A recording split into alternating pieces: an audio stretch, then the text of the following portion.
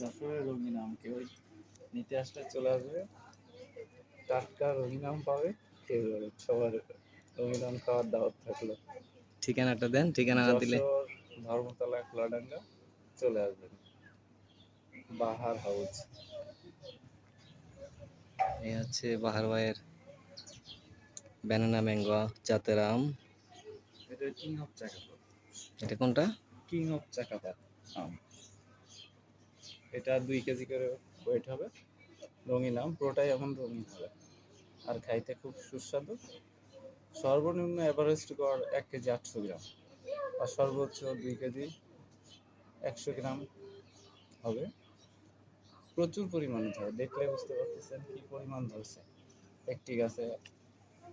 একটা গাছে 20টা আম হলে তো আধা মনে নিতে পারে। এমন একটি গাছ বাড়ি থাকলে আর কি আম বাজার থেকে কিনে খাওয়া লাগে? না না না, আম যে কি বড় হবে, 400 গ্রাম 300 গ্রাম করে একটা। সব জায়গায় আম